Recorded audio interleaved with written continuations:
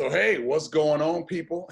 You know what night it is. It is Tuesday night, and you are back with the brothers from the 818, fresh out of Pacoima, California, right in the heart of San Fernando Valley, a little city within the city, suburb of Los Angeles, Southern California, United States of America, where we just came off the first presidential debate. Think about all that, bringing it up, right? All right. You know who I am. My name is Dave. As you know, I am here with my man, 50 Grand. Caleb, what's going on with you, man? What's up, Dave? Hey, man, I love how you tied it all together, man. You know, Pacoima on the map is a little dot, man, but you tied us you kind of wove it all into the fabric of the United States. And you know, on the night where we're having this debate, perfect, man, because we got two guys from that area, that 818, that 91331, and we're going to talk about that debate as well.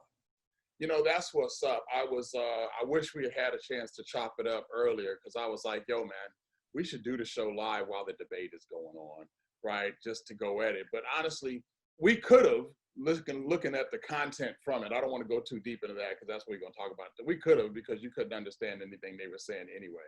But I was really more so than any time else in tune. Like, I really want to see what's going on, and not because who just love me some Obama or want to see what's going to happen, but like engaged because this what I thought was going to be something real. And again, I will get to that. We can pull it back up.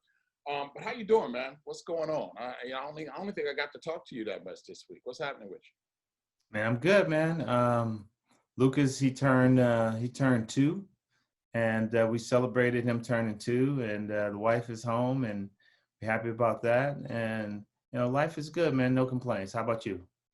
About the same, man. So today's Tuesday. Today, my district opened back up. So Okay. started our hybrid program. I remember why I love my job today, man. And so seeing the students on campus, being able to interact, and it was very distant, less students than normal. There'll be another group tomorrow, another group the day after that, and so forth. But today was a good day. At the end of the day, I felt victorious, man. I was like, man, this is what we've been missing.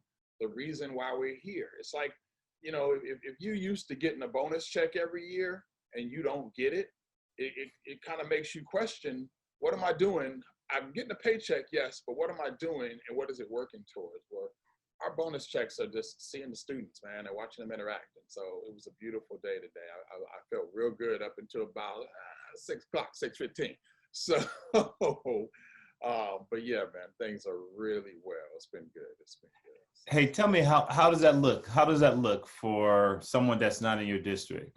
I'm certainly not in the where you live, but you said that someone is going to come in. You know, a group of students coming in on Tuesday, another group on Wednesday, another group on Thursday, and are they just going to continue to rotate that? Is that group that came in on Tuesday coming back in on Friday? Help me out. Okay, so it's Monday, Thursday, Tuesday, Friday. Wednesday's kind of a catch-up day. And the days you're not on campus, you're doing home learning.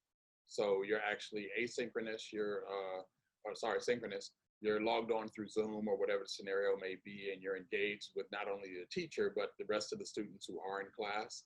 So it's Yeah. half the students on campus at a time. Lunchtime, they're separated by 6 feet. They have to walk certain paths so people aren't crossing and intermingling throughout the campus. Truly, I have less questions because I'm so involved in the process that I see the safety and the responsibility that's being taken. And I have no qualms about sending my children through that environment. If I was outside the school district, again, just being transparent, I don't know, because I wouldn't have access to the knowledge I do. All I know is I'm sending my kid back to school, and what does that really look like? Now, Right. I don't know what your electricity bill is, but I just paid mine today, and I need my kids to get out the house because, you know, I'm tired of heating up or cooling down my house during the day because there's people in it, but I'm not going to let my boys sit here and sweat. You know what I'm saying? So you got to do what you got to do.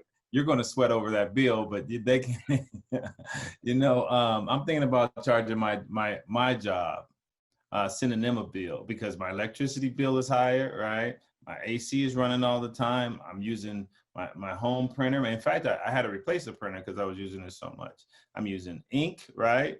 Using lighting and power and everything else, man. So, maybe I should send them a bill and see whether or not I get paid, man. If I get paid, I'll let you know. Right. I don't even want to know. Let me just ask you this. Can you go to work or they won't let you go in? Oh, they'll let us go to work, but it's not encouraged. It's actually kind of like discouraged. Oh, okay. I'm like, because if they, my job would be like, you can come to work. You don't have to work from home. Mm. And I don't get to really, and I do have the option, but it's better for me to be there. But the bottom line is, wherever I am, my kids are still here because you're not taking care of them during the day. So you got to do. So yeah, man, if you get that bill, you buy it. That's all. I don't think it's gonna happen. I don't think it's gonna happen. So all good, all good. So yo, man, a couple of things I want to hit you up on. Today, middle child, my middle child, he did a search on Google for them brown girls. Remember them? Yeah, I remember them brown girls. Shout out to them brown girls, my baby girl Lana and her bestie Tonya, the Brown sisters. Their podcast launches tomorrow, 5 p.m. So their format's a little different from ours. They know they're dropping it at 5 o'clock every Wednesday. We come in and get it done tonight, and it's going to be up sometime tomorrow, hopefully sooner than later. But they've done their thing. They, got a nice little operation going in, a camera person, they got big things happening. We budget podcasting over here, right? They have headsets, they have a mic, they have lighting, they have makeup. Exactly. So they doing the whole nine. But yeah, that drops tomorrow. So big shout out to them brown girls. Them brown girls. Yeah, man. I'm gonna check that out. But anyway, so Preston looked up them brown girls, and the first thing was them. The second thing was us. Yeah. Yeah. So it was them brown girls, their podcast, and then it was the episode they did with us. So them brown girls, hosted by brothers from the 818. And then I think the third one was the picture of us from high school that we used to use as our image. So also, to the people out there, no one's ever said anything, so I don't know if you noticed, but while you're watching this video, look in the lower right-hand corner and just tell me what you see. And you might have to be full screen to see it, but look in the lower right-hand corner because I slid a little something in there. It's been there for 24 episodes. This episode 24, bruh. It's been there for 24 episodes, and ain't nobody ever said, yo, man, what's up with the thing in the corner? So I don't even know if you've ever seen it. You ever seen it? I don't know. Well, are you talking about the, no, I don't think so. Are you talking about the emojis or you it sounds like. No, not the emojis. The emojis are obvious. This is something a little more subtle. It's kind of like a watermark for our channel. So you'll see it. Once you see it, you will never miss it again because it's kind of hard to miss. But if you're not looking in the bottom right corner, you'll never know. So check that out. For sure, man. I'm checking that out. And them brown girls. Them brown girls. YouTube, DEM Brown Girls with an S, all one word. I don't know. I'm be real with you. Their topic content ain't for us, right? But that's my girl, so I'm a supporter. I want to check it out. It might be something in there every once in a while that we can check out. But I definitely want, because our supporters are all over. We got men, we got women, we got old and young. So I just want to make sure they got their best shot. So if one person from our show goes over and watches theirs, then that's one more than they would have had. So I just want to give them all love. So hey y'all, support them brown girls. Wednesdays, 5 o'clock. It'll be out there. Sounds like it's a lot of fun. They're putting a lot of work out there. So hey man, I wanted to say something, man. 24 is a big number for us to hit, man. I'm looking for 24. I'm looking for 25. I'm looking for 35. I'm looking for 50. We're going to get it. We're going to get it. Hopefully our viewers will continue to give us feedback, let us know in directions that they would like us to take it in. and maybe we could get some of them on. That'll be excellent, man. We've had a couple people that we grew up with on the podcast. We've had some people that I didn't know, some people you didn't know, and so it's really we're doing this for us, right? We want to just let people know our perspective and what we think about things, but really it's also about our audience, what they think. We want to be interactive. We want to hear from them as well. So I'm excited to see what happens moving forward. Yeah, me too. And 24 is, you can make any number make sense, but 24 is 2 from 26, and 26 is half a year, right? So we laugh, but that's 6 months, man. That's some commitment, and I'm committed to you. You committed to me. We committed to y'all, people out there. And like I said, we're gonna show up, and we're gonna keep doing this thing. And it's not where you start; it's where you finish. And we started this about being us, but this has just been, and I'm segueing a little bit, but this has been a trying time, 2020. And I want to say it started with COVID, but maybe it didn't. Maybe a lot of what we're experiencing is, as what my mama used to term, the straw that broke the camel's back, right? It's just, you can only carry so much before you snap. And we've seen a lot of snapping in this country. And I feel like as we've grown, as we've developed, as we've continued to do this podcast, we're just becoming more in tune with the pulse of what's happening around us, and giving a maybe unique, maybe not unique perspective on how we feel about it. And maybe it's inspires some conversation from somebody somewhere else, maybe not. But, that's what this is about. It's not about, how many Instagram hits we can get, or, can we get to, 1 million followers? Right now I'm looking forward to getting to 100, and we're close, right? And once we hit 100, from what I hear from everybody, the rest just kind of roll in. And one day you look up and you're at 500. Next day you look up, you're at 2,000, and and things can happen. But I don't want numbers for numbers' sake. I want people that's gonna say, hey, I want to know what the brothers from the 818 think about this. And I want them to have the confidence that if something happened on Thursday, Saturday, Sunday, Monday night, come Tuesday night, the brothers from the 818 are going to say something, right? And I want people to be able to look forward to that. Amen. I was going to just say, I just got one thing to say, man, before we get into it.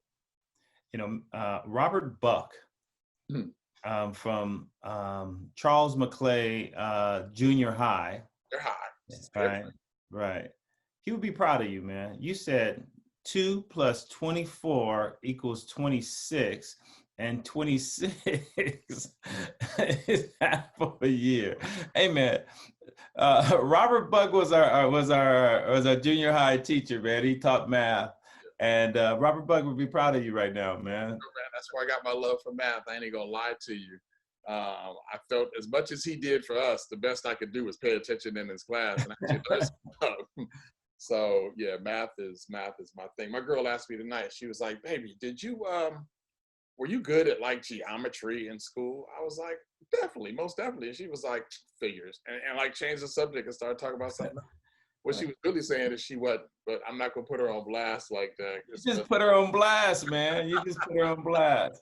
Hey, that's funny because my boy Don Ray Walker, he says 2 + 2 = Kwanzaa, and I was like, that don't make any sense. But knowing Don Ray, I'm not gonna ask to explain it. Oh no, you gotta let that one go. Just giggle and try to change the subject. Domino. Something. Switch it up. So yo, man, I said my day was good up until about 6 o'clock. Presidential debate. That's what we're talking about tonight. Before we even jump into it, let me just say this, and this one's gonna hit you by a little bit. I want to hear some comments about what you, the audience, thinks about what the image you're looking at right now and what it says to you. It says definitely something to me, and we're gonna address that. But I don't know if you want to go first. I don't know if I want to go first. I think I definitely have some thoughts on the debate. I'm going to quote one of the cats that not one of the candidates, but one of the commentators afterwards with something that I want to say, and then I want to get your impression from a few unique perspectives as well. So, presidential debate tonight, man. Number 45 versus the previous vice president, Joe Biden. So President Obama will always have the title President Obama, right? He's never referred to as the ex-president. He's always President Obama. President Reagan, President Bush, President Carter, President Lincoln, President Kennedy. You just go down the line, they're all president, right? Do you refer to the vice president as vice president no matter what? I mean, I'm not being funny. I just don't know. Is he the ex-vice president, Joe Biden, or is he just Vice President Joe Biden? Yeah. Supposed to be called Vice President Biden, Vice President Joe Biden, out of respect of the office, man. But, I heard some names been thrown around. I've heard clown tonight. I heard joke. I heard liar, right? And I've heard some other things as well. So, he's supposed to be called Vice President Biden. Even though he's not vice president anymore. So it's still. Yeah, same for President Obama. Yeah, same. You notice we skipped the current president, but we talked about that a couple of episodes ago. So tell me, man, just kick us off. Let's try to have a conversation unlike what we just saw. So we're gonna respect each other and let each other speak and not talk over one another. But initial thoughts, what do you think? Oh man, I like you, man. I was watching and I was responding to, I was just saving some notes on the debate. First of all, my stomach was in a knot most of the debate. I wasn't happy, man. And I was looking forward to the debate. I think that the candidates, especially Trump, was undignified, man. It was kind of cringeworthy. And at some point I was thinking I should turn this off, man. This was a train wreck. But I knew that other people would be talking about it. And so I left it on, but I felt embarrassed for our country, man. I felt embarrassed for our democracy. Those are my initial thoughts. How about you? Like you, I felt disappointed. Last week, maybe the week before, you mentioned the word disgusted in both of them. So at the onset, going into this, looking at the polls, looking at where people are, I felt that this is, if 45 Trump is going to have a legitimate chance of swaying voters, here's his opportunity to be anti-Trump, and not against himself, but against his form of politics, right? Start addressing some of the issues you have to do. If you really want to come out swinging, this is a debate that you can't lose, right? So you would think in any contest, if there's a loser, there has to be a winner. And I truly felt that Trump did not win this debate, but I felt that Biden lost it. I didn't see a winner. Yeah. Debate. I saw Biden allowing himself to battle Trump. And Trump's a battler. He threw it in fifth gear and he came at him hard. Boom, boom, boom, boom. And Biden tried to stay there with him and then remember, oh, I'm not battling you. I'm right at the camera. And then he would go back to battle and then right at the camera. Go back to battle, right at the camera. And I didn't feel he was effective. He didn't look prepped. He didn't look rested. He was stuttering. And one of the things, I'm gonna mess up his last name, so y'all clown me if you want to. George, I think it's Stephanopoulos, whatever his name is. Yeah. One of the commentators. He said, I've been around for a long time. I've seen, 40 years of presidential debates. I've seen this, that, and the other, and so forth and so on. And I've never seen one as bad as this. And that's exactly how I felt. From the moment Clinton ran the first time. That was what, 92? Are you talking about Bill or Hillary? Are you talking about Bill? Hillary. Ha, that's funny. Bill, when he ran in 92, since that election and every election since, I have been actively involved with not only who the potential candidates are, but who the candidates are, watching the debates, engaging in the election, figuring out what people actually have to say. And I've agreed and disagreed and so forth and so on, but I've never walked away from a presidential debate, especially the first one, feeling disgusted. I was just like, both of you guys made a mockery of our country. No one who watched that can leave saying, well, I know where you stand, right? It was 90 minutes, 45 of it, they were talking over each other, right? You couldn't even understand what they were saying. And Trump just did his Trump thing. And Biden, towards the end, started getting what I would even call effective. And again, one of the commentators brought up rope-a-dope. Now, I know you know, but for our viewers, rope-a-dope is a style of boxing made popular by Muhammad Ali. Was really, there in his fight with George Foreman in Africa, where he allowed the bigger opponent to just swing and swing and beat on him and beat on him and beat on him and take the abuse until he wore himself out. And then he came back and boom, boom, boom, knocked him out, I believe, in round 7, right? And they coined it rope-a-dope. People lean against the ropes and go real far back and come back and da-da-da. And so one of the commentators mentioned that Joe Biden was doing that, letting himself get beat up and then coming back strong at the end. It looked that way. I just don't see any political advantage to doing so. And I felt both candidates were a disgrace to their party. I felt they were a disgrace to their country. And I felt that neither one of them served the American people for what we were there to see. Hey, man, I'm going to disagree with you just a little bit. I don't think Trump won, but I don't know if Joe lost it either. And I'll say this. I don't think neither one of them did a very good job. Both of them were very disappointing. I thought that Trump was bullyish, right? And I'm making it light of it, really. And I thought Joe seemed a little bit unprepared. Trump was doing Trump. That's what the Biden campaign should have expected from him. But Biden was struggling with Trump banter, and he looked rattled at times.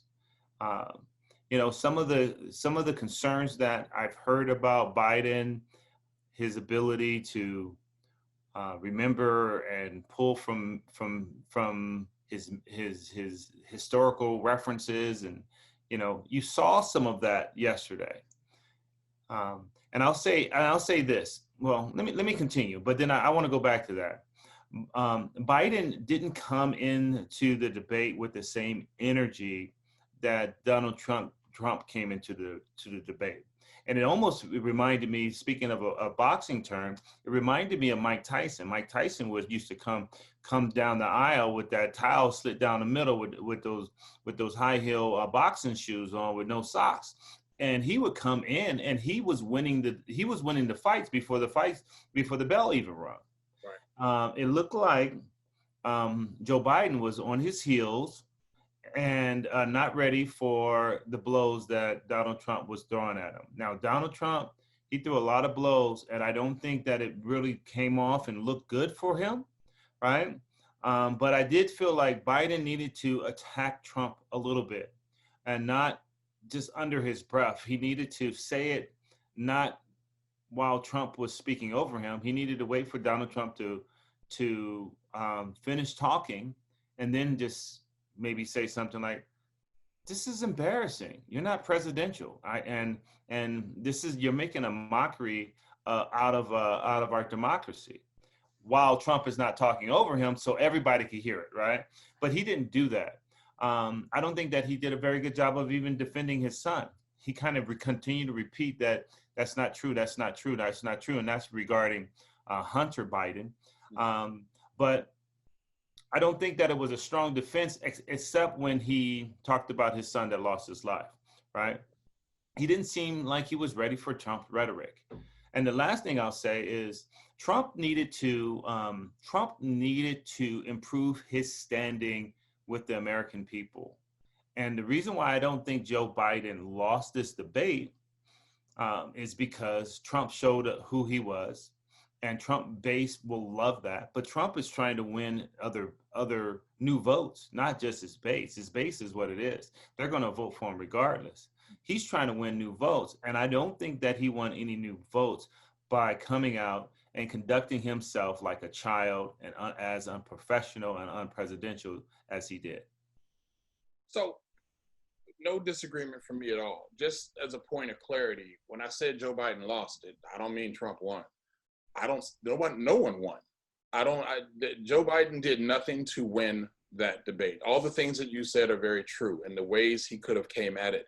He could have even went after Trump on him being Trump, right? I mean, there's so many areas, his approach to COVID, the taxes, and these things he touched on, but, almost as a lob for Trump to be Trump and flip it however he wanted to do. You used the word unprepared. I completely agree. There's been so many reports about, what's Biden's mental health like? He's kind of old. He's up there.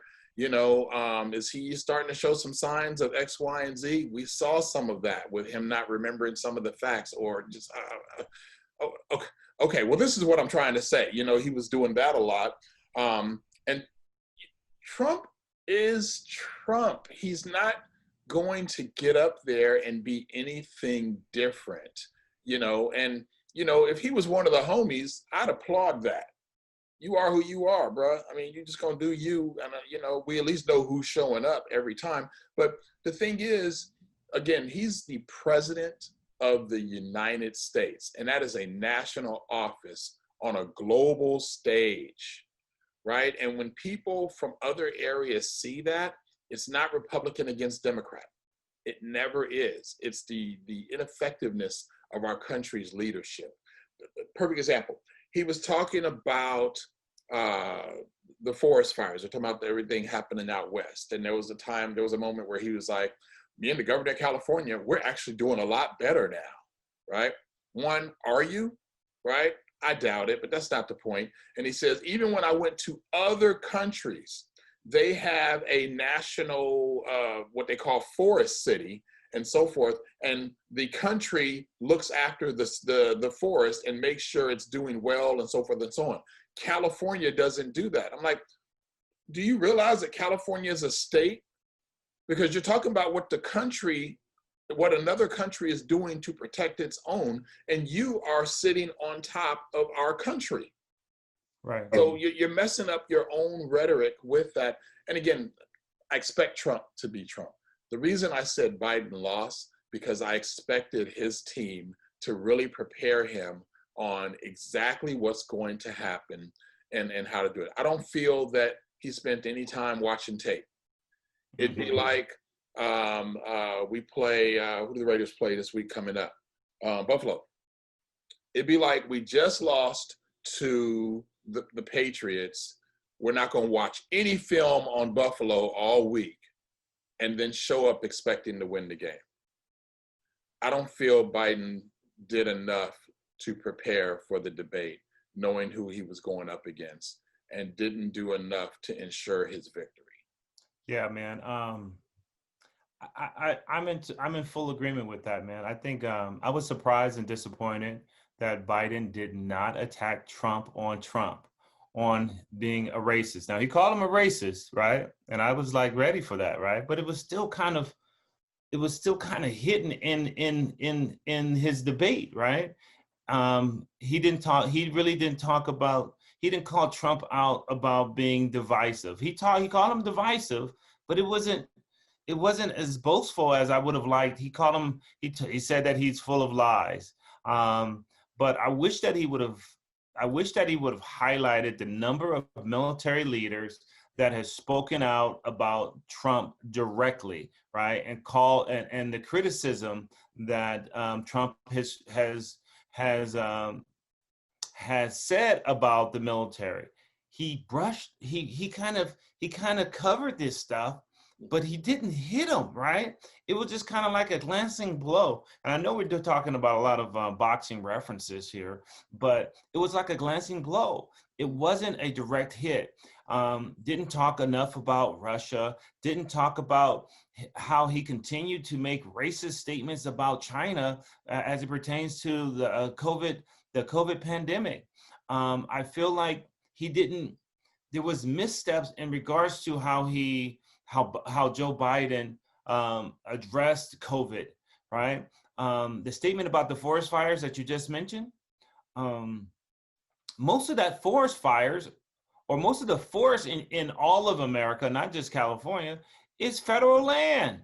He could have called him out on that, right? There was little mention of character and morals and values and integrity and honor, right? It was little mention of patriotism, except that he talked about his son that was a patriot, right? He could have talked about him being unpresidential and unfit for office. He could have talked about the amount of crimes and scandals that has been associated with the Trump presidency. He could have talked about the number of people that have been turned over in this administration, but he didn't do it. And when he did, it wasn't very effective. And that's what I'm most disappointed about. He was kind of like quiet. He was kind of timid, and he was being attacked. And what I've always heard about Joe Biden is that he's kind of like a bulldog, but maybe he was doing a rope-a-dope. Maybe he was just like, well, let the country see what Donald Trump is, and they'll see it for themselves and make the decision on themselves. I would have called him out and say, this is your president. This is the same person that supported the Klan in South Carolina. This is the same person that talked about Black Lives Matter. This is the same person that said when the riot started, the bullets when the bullets starts, right? Yeah. Right. This is the same president that refused to denounce the hatred and the racism, racist groups in our country. He didn't do that, and when he did try to do it, it wasn't very effective, and that's what makes me really disappointed, because he's had weeks and months and to prepare for this debate. Right. So I got three things. I'm not going to do them all at the same time, but I want to make sure I hit them up. So hopefully, my own memory issues don't jack me up. But one of them is his mention of there was no respect in the room, right? And so when they came out, they kind of looked at each other, they greeted each other. I was like, okay, this actually might be peaceful. They agreed to not shake hands. I get it from a COVID and optic view. At one point, Biden said, plus they don't like each other, right? That to me was just foul. That Biden would say to the president of the United States, shut up, man. Now, I would say it all day long, but I'm not running for president, right? I'm not on that political stage. But he was like, shut up, man. I was just like, wow, that's ugly. Biden, or go ahead. Can I respond to that? Yeah. I don't want to talk over you like this recent debate, but I want to respond to that. No, go ahead. I think it would have been effective if he would have said it, and it would have been effective. The way that he said it was almost kind of timid still, right? If he would have been like, I wish you would just shut up and listen for a second. The facilitator, right, of the debate has been trying to get your attention, and you can't stop talking. I wish you could just shut up and give me my 2 minutes and respect the agreements for both of our parties. That would have been perfect, right? And then if he would have just said, and if Trump, when next time Trump interrupted, he was just, shut up, man. Let me, right? Real kind of forceful instead of kind of laying back, right? He was just shut up, man. Right? Instead of being shut up, man, we didn't like, we've already discussed this. Could you just shut up? Right? I would be okay with that. But it was timid. I could see that because it was really under his breath, right? And it was a frustration statement. shut up, man. I'm trying to speak. Instead of, as you said, look, man, we each made agreements. You just need to shut up and listen, await your turn. I'll do the same, and let's start over. Give us 2 minutes back on the clock, whatever, right? And so, but what I'm saying is, they were both so disrespectful to each other that it embarrassed me, right? I'm sitting around somebody else who's born in the country. My kids are there, they're born in this country. And so it wasn't like in a public view, I'm like worried about what people are going to think, but it was embarrassing. And then Trump referred to COVID-19 as the China plague. It's all their fault, the China plague. And then he mentioned Pocahontas, right? I didn't hear him mention Pocahontas. You mentioned Pocahontas. I wrote it down, man. And I was just like, did you just call? And I don't know. I remember him mentioning Pocahontas before. Is he referencing Kamala when he says that? And I don't know. I honestly don't. I remember him mentioning Pocahontas before. I remember there was some debate about it. I don't remember who he was referencing when he said Pocahontas. And in this debate, he mentioned it right after they mentioned some stuff about Kamala, which was my second issue. And I really want to hear your response to that.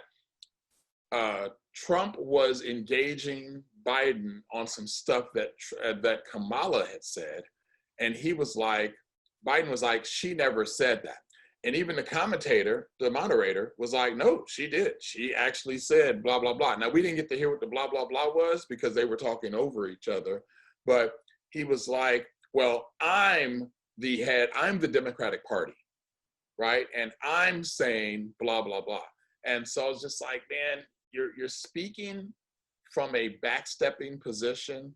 You're speaking out of frustration, and you're really collapsing the morals of your party when, one, you don't know what your own party mate said, right? Because the person that was telling the truth to me in the audience or in that debate was the moderator. Right. And so if he said, well, no, right here it says X, Y, and Z, I'm going to believe that. Now, obviously, we are responsible for our own knowledge and looking up exactly what was said and so forth and so on. But of the three people on stage, I'm going to believe him before I believe the other two. All right. So here's my comment on that. Sometimes things are taken out of context, right? And I heard, you know, in from both parties, from both sides, they are speaking half truths and sometimes just bold-faced lies, right? And I was listening afterwards, and I heard someone say they were talking about job growth or unemployment or the economy, and they said, actually, if Biden would have said in 2019 or 2019, job growth was the Obama administration outgrew the current administration, it would be true. But current, it's a slight difference, right? And Right. so it was a fact check, right? And so in regards to what Biden said in defense of Kamala, I think that there's like half truths. Like maybe he thought that the moderator didn't quite catch the quote, and he was like, that's not exactly what she said, right? But it wasn't a good look. I could tell you that. I didn't think it was a good look because the moderator was saying, no, actually she did say that. But there was other points that that the moderator was actually catching Trump on stuff, and Trump just kind of steamrolled the moderator as well, which again wasn't a good look for him. Right. So let me ask you this, and there was a commentary right after by someone in the military, and again spoke to the embarrassment and so forth. As a military man, right, as a person who's been overseas twice, in defense of this country, as a person who considers themselves a patriot, what's the look for your commander in chief right now?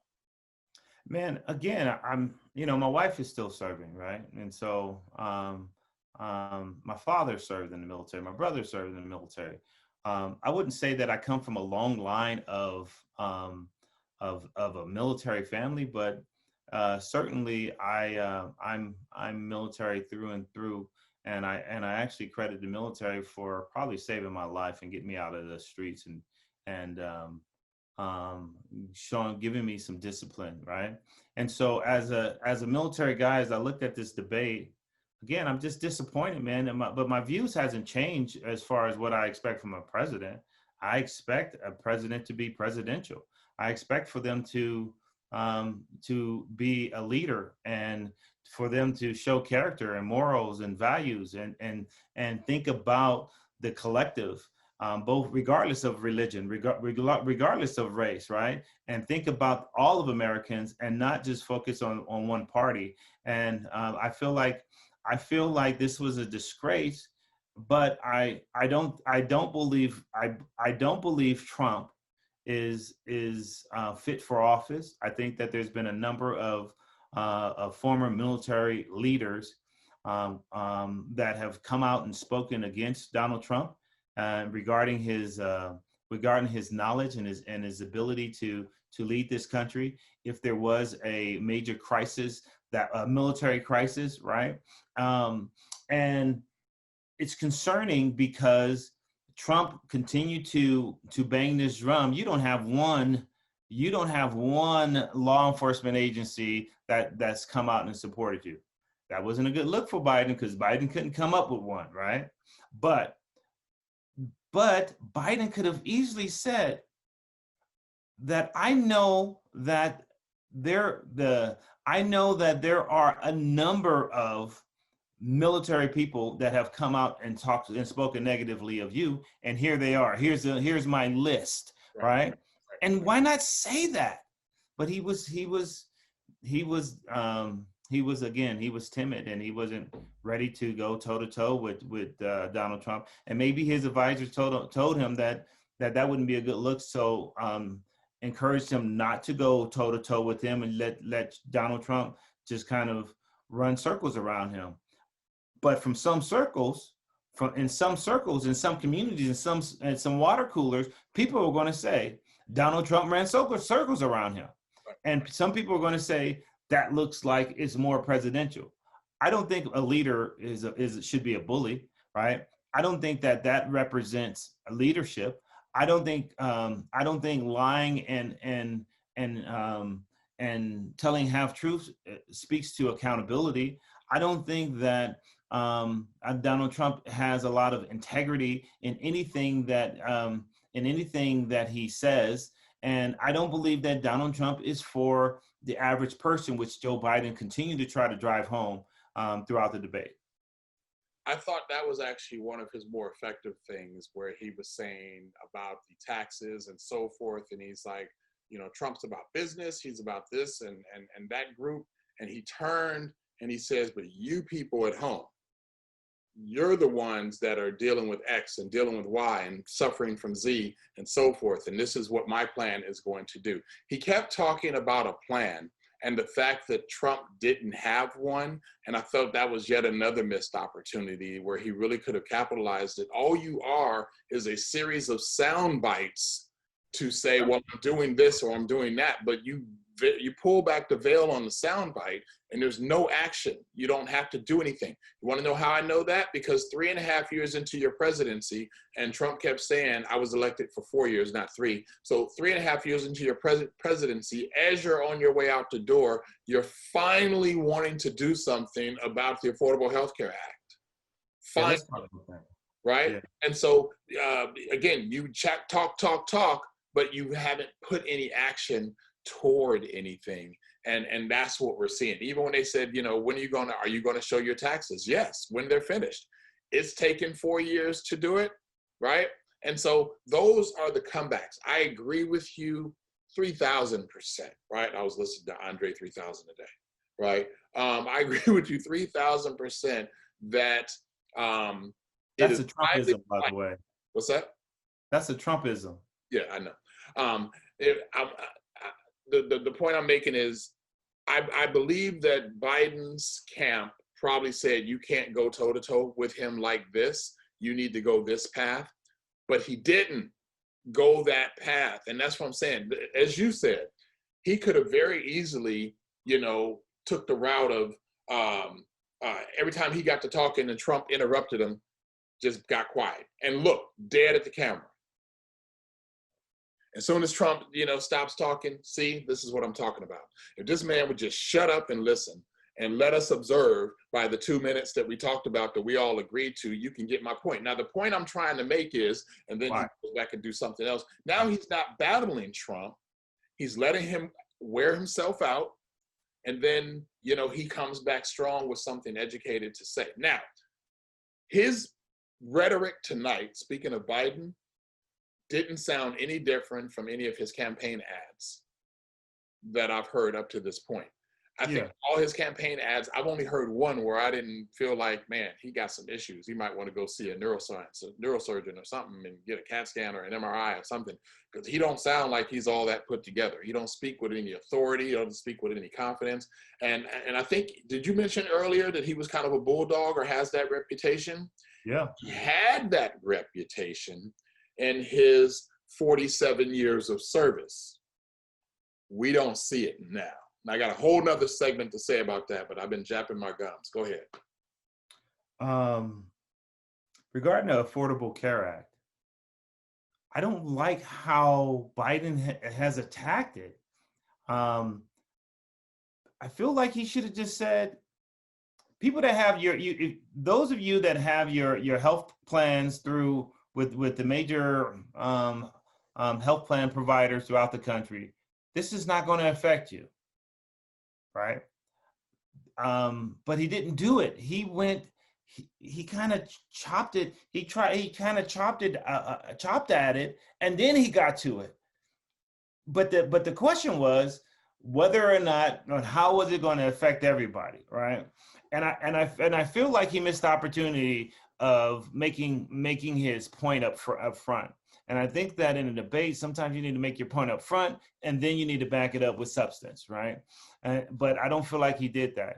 He kept, I would say 4 times he mentioned, you're 47 years in office. Yeah. 47 years in office.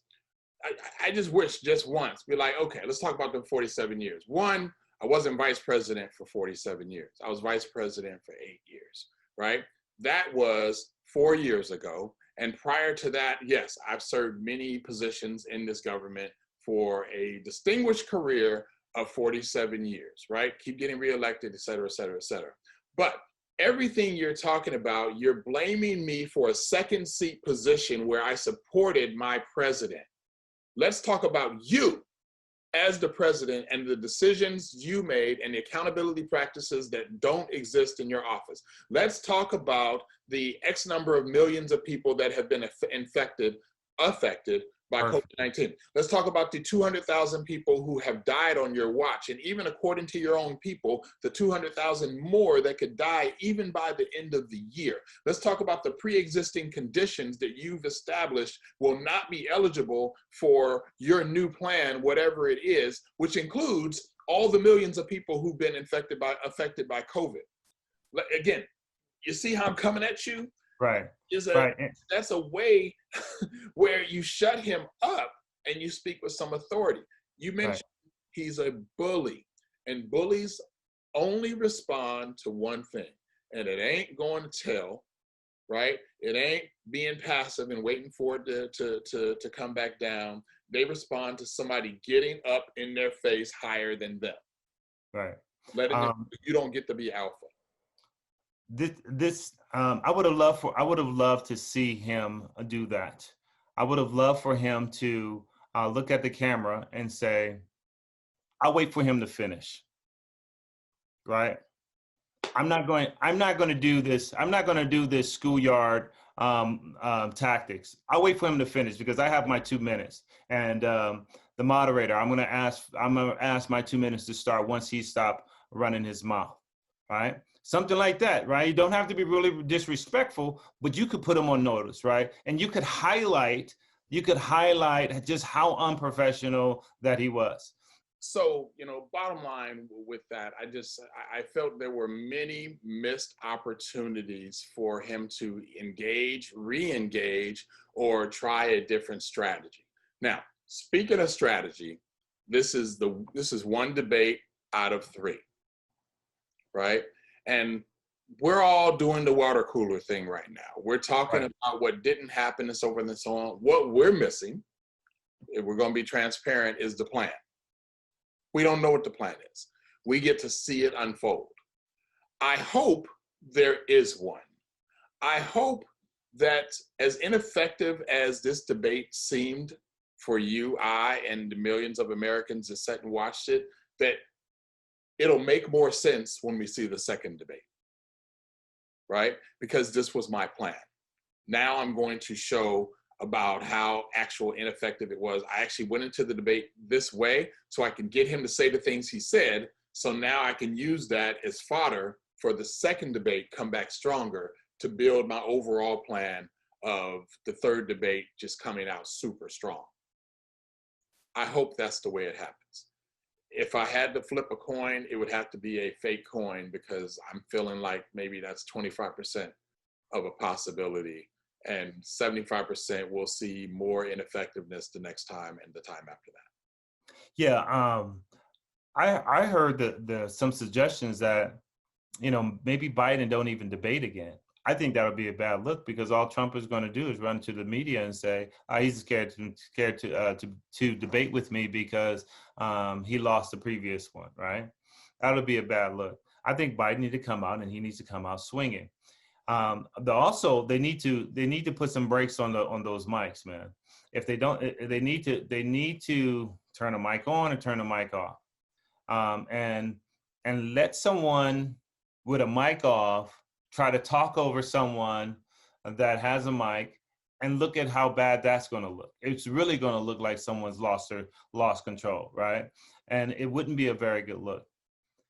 Regarding Biden's mental ability, right, and his ability to recall information, I think that he didn't convince anyone that those concerns weren't there. But he's an older man. He was still able to pull it out. It just took him a little bit, right?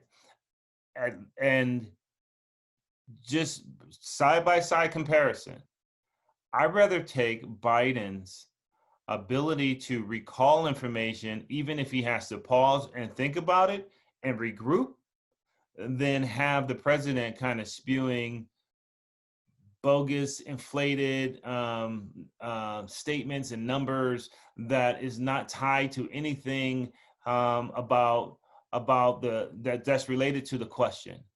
I'd rather have Biden pause and say, let me think about this, and close his eyes and let me think about it and recall, instead of Donald Trump just telling lies or telling half truths, or pivoting and going in a different direction.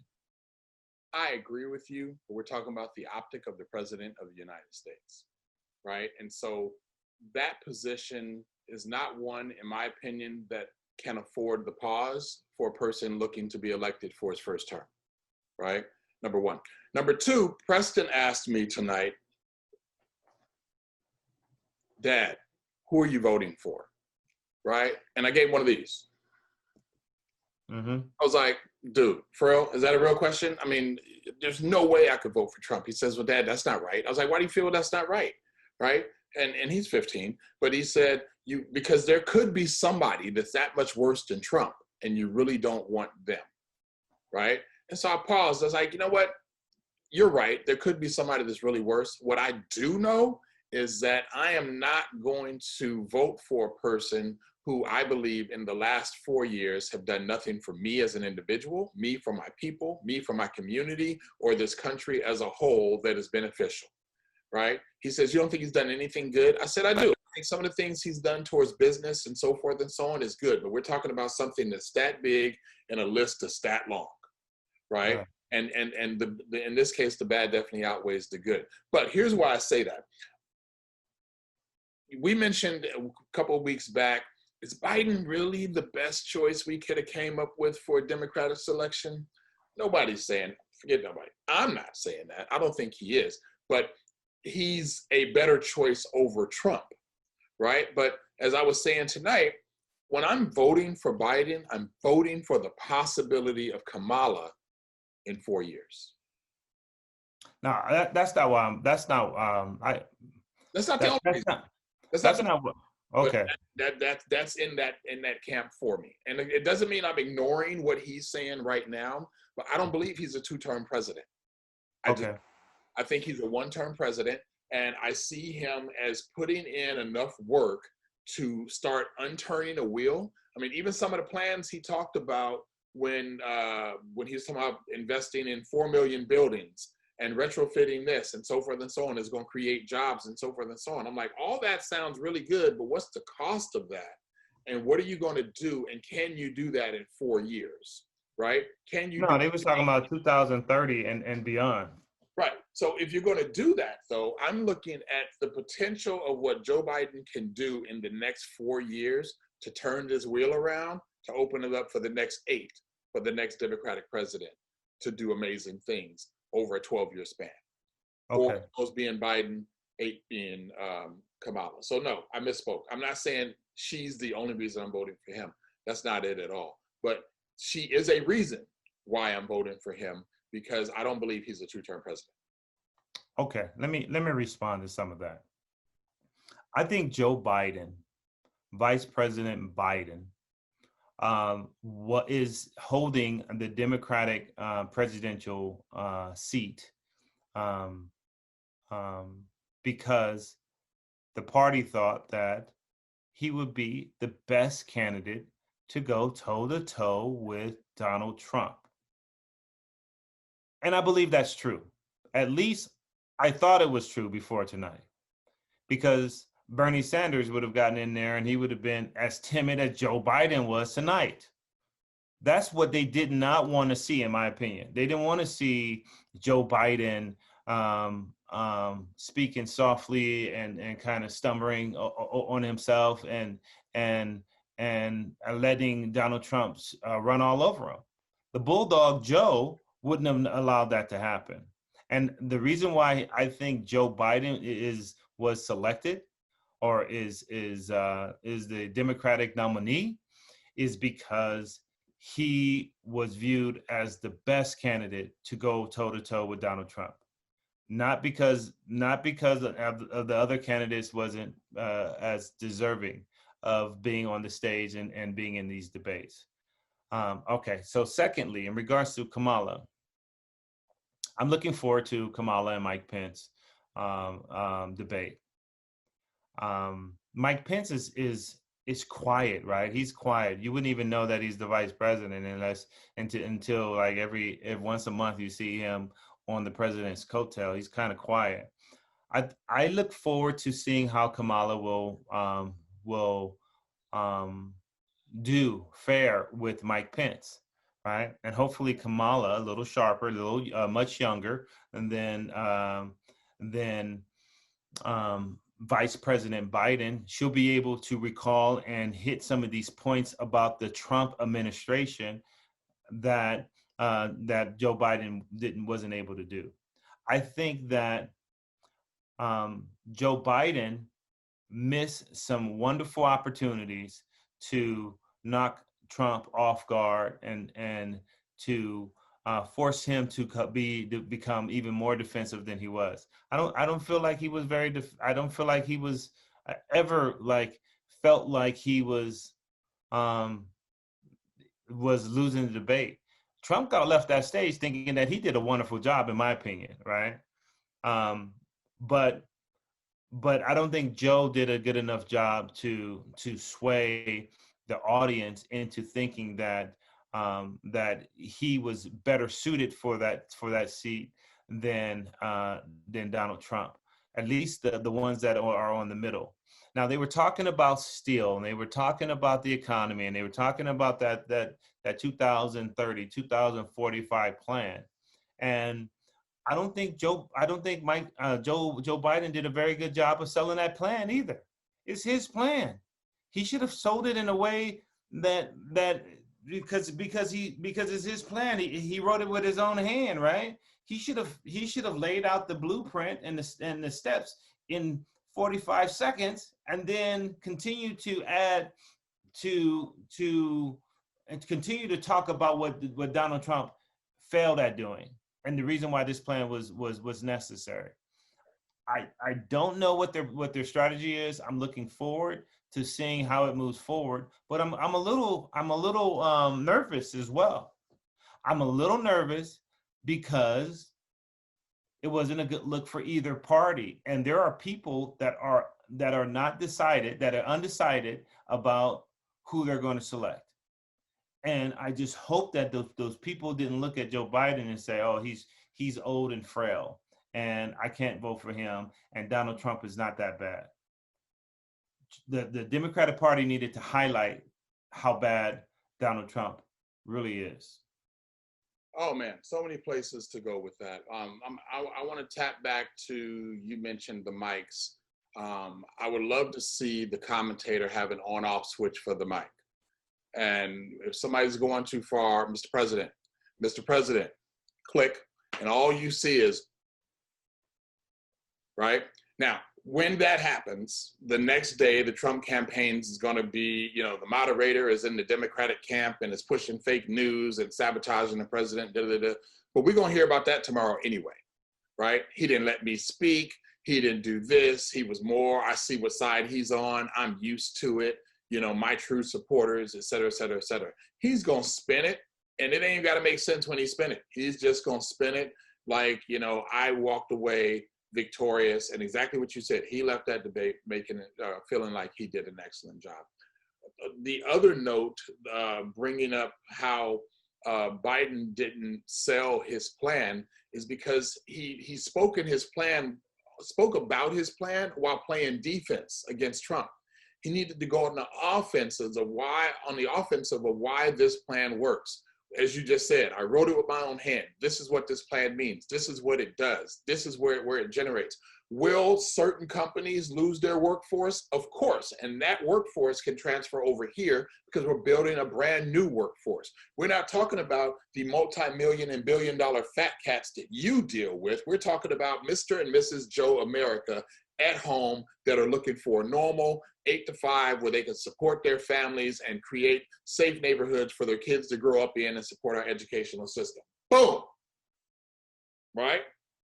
That's called an offensive statement. He ain't backpedaling and playing defense. He's coming right at them with lefts and rights, saying this is what's going on. And like you, I hate to use the word nervous, but like you, I'm nervous about the next two, is if his strategy is going to change. Because honestly, I don't know if the bulldog is still there, right?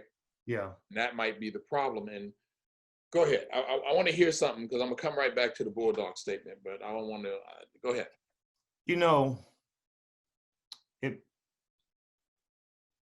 I've watched him in town halls.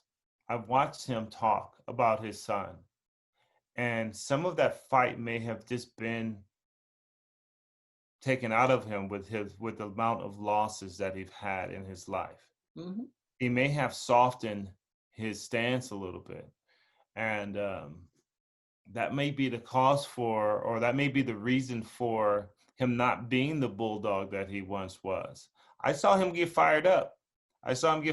When he was defending his son that lost his life. Mm-hmm. But and I wish I would have seen some of that was measured.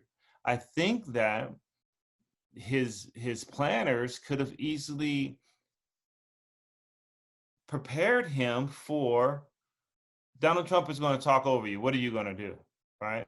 Are you just going to smirk? Are you going to look down? Because looking down isn't an issue. I mean, it isn't a good plan. And by the way, could you look into the camera? I know that there's a number of cameras, but tell me which camera I need to be looking at when I'm talking, because he didn't look like he was looking in the camera most of the time.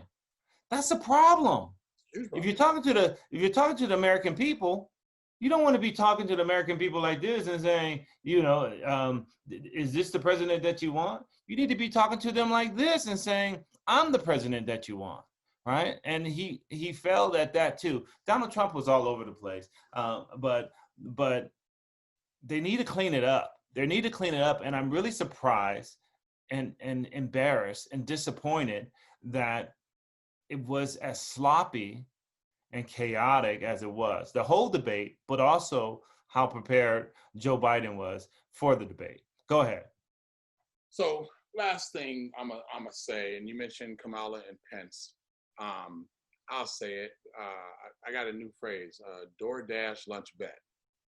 right? Because ain't nobody getting together anymore, and I ain't promoting DoorDash either. But I'm just saying, Sounds like you are. you make a bet, and we're gonna do lunch, so you got to use your account to send me some food, right? Is what I'm saying. Um, Kamala is going to rip him up one side and down the other. I remember her in the hearings. She's a beast. She's like, you don't see it coming. Well, you see it coming now because you've seen her do it. But she is going to dive into Pence like it's the thing to do. It's not going to be the bully tactic, but she's going to hit him in so many degrees that unless his camp is training him to be something that he's not even going to know what to do with it. He's going to be on his heels, backing up the whole time, and she's going to keep pushing at him until he falls over. That woman is skilled like that, right? And that's what I'm looking forward to this coming Wednesday. The thing I see it as, and I'm gonna take you back, we hip hop heads, right? I won't even quiz you on it. Back in the late 80s, it had to be, early 90s, this group called Criss Cross. Jump, jump, crisscross will make you jump, jump. They introduced a new female rapper called Da Brat, out to 60604, right? And she came on their video and she blew them out the water. And for like years after that, people was like, you don't introduce somebody who you can't lyrically stand with. I mean, it wasn't like they were in competition, but her lyrical content floored them like they were infants, right?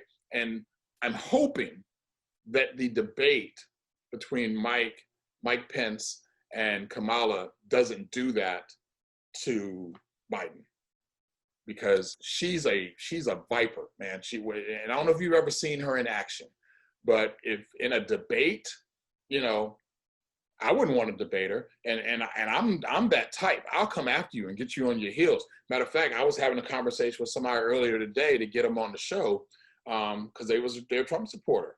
And they was like, nah, man, I can't do it with you. I was like, why? It's like, I've seen you come at people. I was like, I only come at people who deserve to be come at. It's like, but maybe you want to come at me because I'm a Trump supporter. I was like, man, it ain't even like that.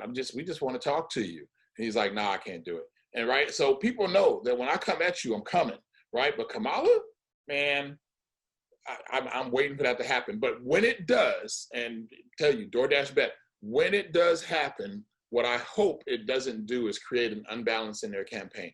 It's not going to flip the script. We already know that, right? But Dick Cheney silently ran the White Office while putting up his puppet, George Bush, to be the president, right?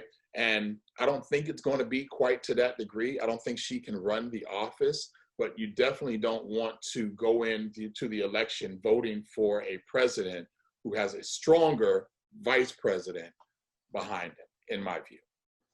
I'll take them as a team, and so whichever team is stronger, right? And so if we're running a relay race, I'll take the team that's stronger and faster. If we're running a potato sack race, right? Whichever team is stronger and faster, right? If we're on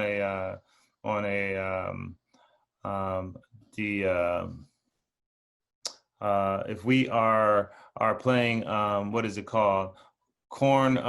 What's the game where you throw the corn in the cornhole in through the circle? I can't even remember the name of that stuff. Whatever. If I'll take the stronger of the two, and so if Kamala's stronger than Joe Biden, then that just makes their campaign even stronger, right? And that'll just make the White House stronger.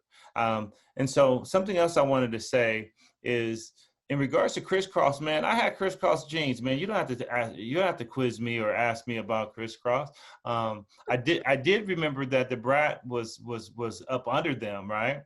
But there's been a lot of artists that has bigged up and brought up other artists that was just stronger than them, right?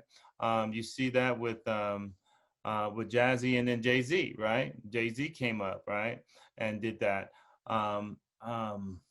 Dr. Dre, he brought up Eminem, or at least signed Eminem, right?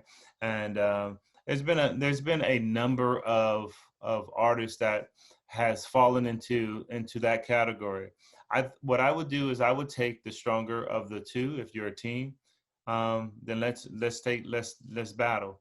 That's like the WWF, man, with the battle of the you're tag teaming, and Joe Biden is wearing his tights, and Kamala's wearing her tights, and Joe Biden's getting winded, and then he go ahead and tag Kamala in, and Kamala go ahead and take the floor and start bouncing off ropes and slam dunking folks, man. So I'll take it, man. Just as long as they're competent, and just as long as they're capable, just as long as their team that they function as a team.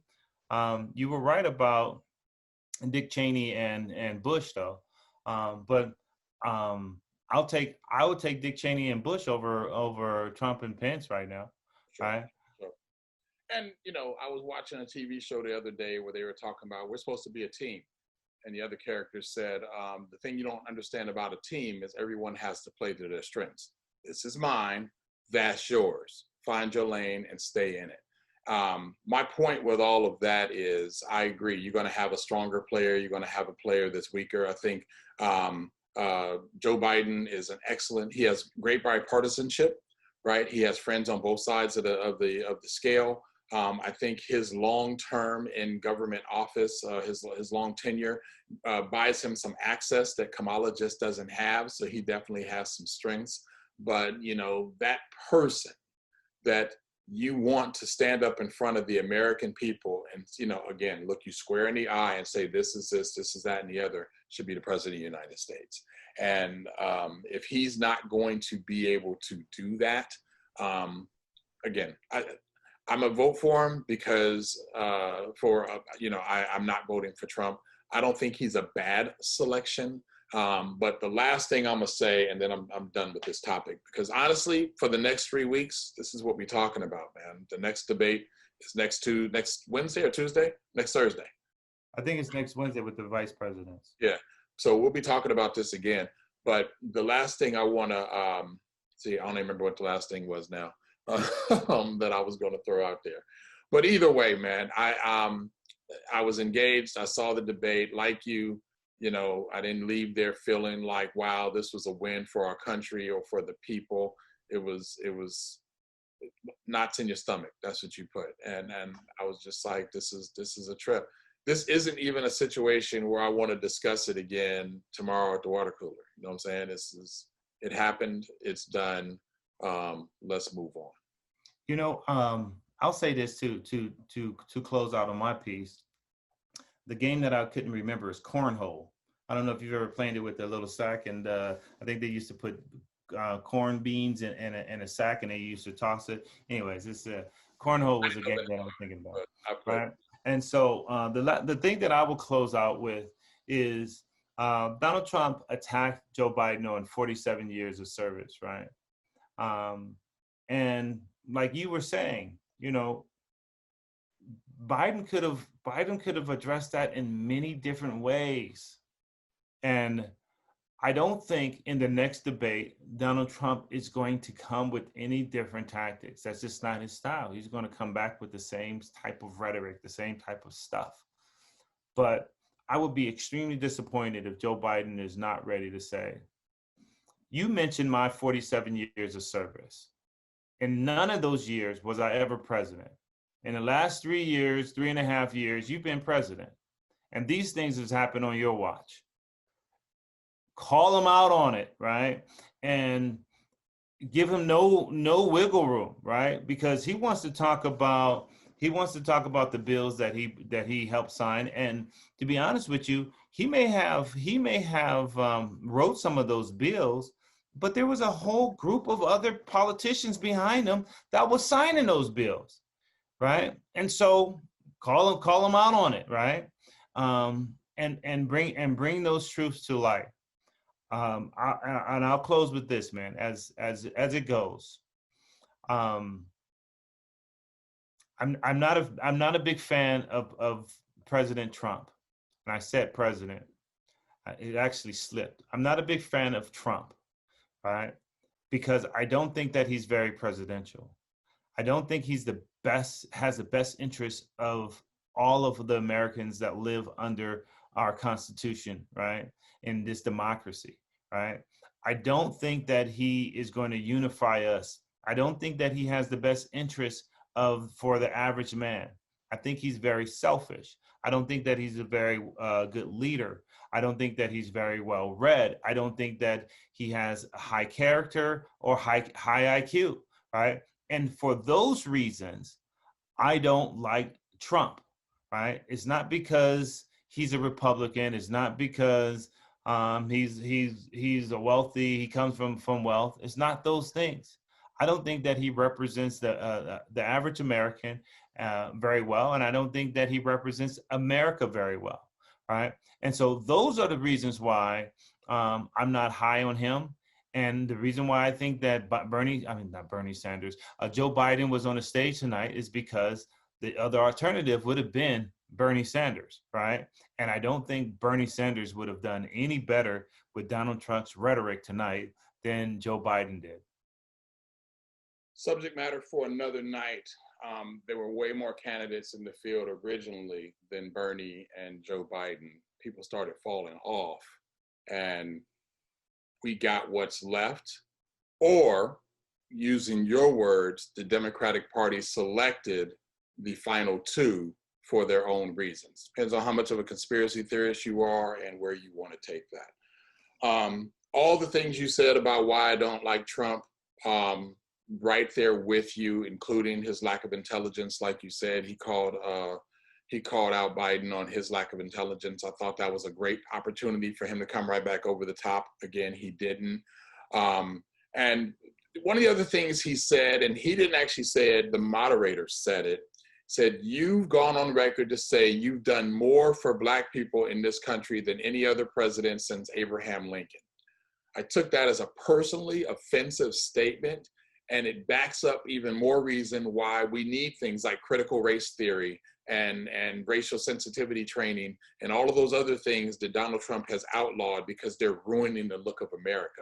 I will go on record and say this entire episode, you and I have talked about somebody who I don't even like to give any airtime to personally, but this is the season we're in. And as the brothers from the 818, we're going to be culturally responsible. And for all my people out there, if you're a subscriber, a casual viewer, whatever gender you are, whatever race you are, I hope you watch the debate. I hope you even engaged it to a level of watching Sports Center at night just to catch the highlights. Catch something so that you can, it won't be on Sports Center, obviously, I was making a reference, but catch the highlights so that you know what's going on. This is not a time in any of our lives where ignorance is going to prevail. You have, even if you just know, look, there's no way I'm voting for Donald Trump. All right, fine, go there. If you know that there's no way I'm not going to vote for Trump, all right, I don't get it, but all right. But don't be ignorant about what's going on. The purpose of the debates, one of the purposes of the debates is to pull the votes for those who are unsure. And even if you think you're sure, you need to hear what people are what they're talking about. You need to hear where our leaders are trying to take this country so you can make an appropriate decision. And that's just, that's civil responsibility. That's just, the basic right of understanding. You may think, the decision's already made and what I think doesn't matter. What you think should matter to you. And I'd much rather you be informed going into this situation than to walk around ignorant. So that's all I got to say about that. Yeah. So we got another month of this, man, another month and a half of this. 5 weeks before the election. And that's the other thing. They talked about the ballots, the ballots come in, vote early. I'm telling you, if Trump somehow wins, I told you the American people love me, we won. If he doesn't, the voting system was rigged. It's not going to be, and he's going to fight to that office. So it's not over, even when it's over.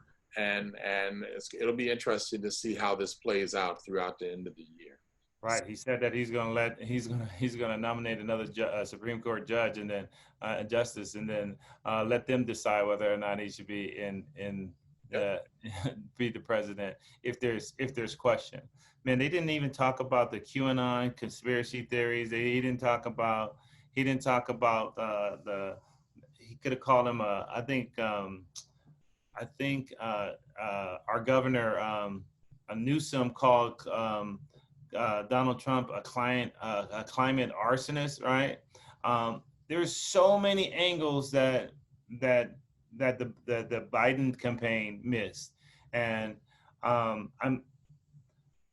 there was a moment where I didn't even want to do this podcast tonight because I was really disappointed, right?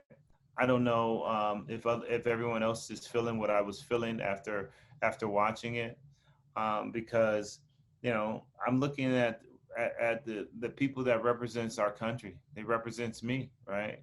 And I was embarrassed and I was disgraced tonight. I hope that the next couple debates are much better, and more importantly, that our country is better from whomever we put, whoever is the president come next year. What you listening to? Oh man, again, Public Enemy, they dropped a new album. I didn't listen to it. In fact, it didn't have very good reviews. But I was listening to Public Enemy. I threw them on because I just kind of like Chuck D's how he comes out on some of his albums, man. He speaks. At least he was speaking some truth. And I saw Chuck D on TNT after he was on with Chuck, and he was on with Chuck Charles Barkley, and he was on with Shaquille O'Neal, and he came on and after one of the games, and he was talking about how he was a big fan of theirs, and they were also saying how they were a big fan of his, and so I really appreciated that. So I listened to some Public Enemy, Black Stills in the Still in the Hour of Chaos, man. That's what I had on rotation. I got a letter from the government the other day. I opened it and read it. It said they were suckers. Army or whatever. Just giving a damn. I said never. Yeah, man. Yeah, you gonna make me pull that out, right? So, yeah, I think I mentioned when we were doing the hip hop episode, PE had me black and angry before I knew I had a reason to be black and angry. So, yeah, I always got a special part in my heart. I was in the crates, man. I was listening to Lou Rawls earlier. You'll find, as long as you live. I'm bumping some Lou Rawls, man. It was just like, I don't know where that came. I know where it came from, but I was just like, wow, that's, was digging in the crates. And then I mentioned it earlier, and now I came, Andre 3000. So I pulled up some of those. He got a song, it was on there when he and Big Boy did their Speaker Box and the Love Below album. So it was Outkast, but it was two separate albums. They dropped at the same time. And on his side, he has a song called Pink and Blue.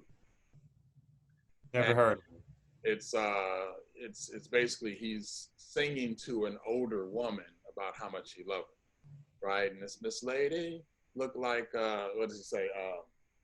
You could have been born a little sooner, but I don't care. So what that your head sports a couple of gray hairs. Same here, but actually I think it's kind of funky in a Claire Huxtable way, that type of flow. So check it out, Pink and Blue. I'll shoot you a Spotify link and you can check that out. So so that's been in my rotation today. Andre 3000 and Lou Rawls. I'm gonna tell you, maybe I kind of like that PE flow, that Black Steel Hour Chaos, but maybe I need to listen to some Pink and Blue too, man. We'll see. It'll calm you down. It'll calm you down a little. Okay. But the wife's back for you, so at least you got her back in the house. I know that feels good. I'm happy for you. I applaud you, man. A lot of brothers. Well, I'll say it like this. People tell me all the time, man, I couldn't do what you do. You just manage so much and you do it. And I'm like, there's other cats. Thank you, but there's other cats out there like me that handle their responsibility and they just do what they're supposed to do. And they don't do it for the praise. They don't even do it and shine it so you can see. For them, it's just this is my life and this is what I need to do. And I do that. And you do that, man. It was effortless. I'm sure it wasn't effortless, but you made it look effortless. Just, you and your kids and doing what you needed to do. And the evenings we would talk, you'd be like, I gotta, spend some time with the kids and put them down and do the thing, and I'll get back to you later. So I applaud that, man. I think we need more bros like you that silently practice righteous living. So much props. Thank you, man. Appreciate that, man. I one of my greatest pleasures in life is being a parent and watching these children blossom and grow. And it was a lot of work, but it was a lot of fun, right? I remember telling a coworker how much work it was for me to care for my children, like because my wife went out of town or something for a weekend or something because she was serving this country. And they was like, well, get used to it, right? And I was like, I wasn't looking for any sympathy, right? That's not what I was looking for. I was just saying that it was hard. I was just acknowledging how difficult it is, right? And it wasn't a debate that women do it all the time, right? That's not what I'm talking. That's not where I was going with that. But clearly that was where she was going with that. And what I would tell anybody, especially with our household situation, is that it's difficult because you're turning it on and off, right? You're turning it on and off. For me to have my wife side by side with me for 50 weeks out of the year, and then for her to be gone for 2 weeks, I need to turn it on, right? And that's that, and there's some difficulty that comes with that, man. So I appreciate you acknowledging that, man. It was a lot of fun. I still need to catch up on some sleep. I hear that. So, all right, people, you've been hanging out with the brothers from the 818, my main man Caleb and myself, Dave. We're just being responsible. I'm sure you saw the debate too. If you didn't, check it out. If you did, drop us a line and let us know what you thought. And we're going to be back next week. And whatever's happening will be happening. We got some guests. We want to do that. And we want to, not make it about our opinion. If we got some Trump supporters out there that would love to come on and share their view, let's go. And Biden supporters want to share their view, let's go. I think if you look back at the history of our 24 episodes, brother, 24, we've never attacked anybody, and we're not trying to do that now. This isn't about shock jock or trying to make somebody look bad, but if there's opinions out there that need to be heard, hey, let's talk about it. And that's what we want to do. We want to talk about it in an engaging method. For tonight's show, you have been with the brothers from the 818 talking about the debate this year, that happened tonight. You've been watching this on YouTube, so we're right there. We're also on streaming media channels, Spotify, Apple Music, Google Play Music. Still trying to work that iHeartRadio angle, man. I'm trying to follow up and see where they're at, but that's going to happen soon enough. We're out there as well. You can follow us on social media, on Twitter at 818 Brothers, Instagram at Brothers from the 818. Just check us out. Click that subscribe link if you like the content. You want to keep coming back and see more. Drop us a line in the comment. We will respond if you got something to say. Whether you agree with us or not isn't the point. We just always engage the conversation. And don't forget to check out them Brown Girls. You guys are watching this on Wednesday, so 5 p.m. Pacific Standard Time. DEM Brown Girls with an S. Check them out, show them some love. On that note, you've been hanging with us. We appreciate you. Remember, we are from the 818-91331, Pacoima, California, in the heart of San Fernando Valley, in the county of Los Angeles, state of California. And yes, we are part of this wonderful nation, the United States of America. And we care about that and whatever's going to happen, because we're going to be here. On that note, y'all be blessed. Y'all stay up, and peace out. Peace out.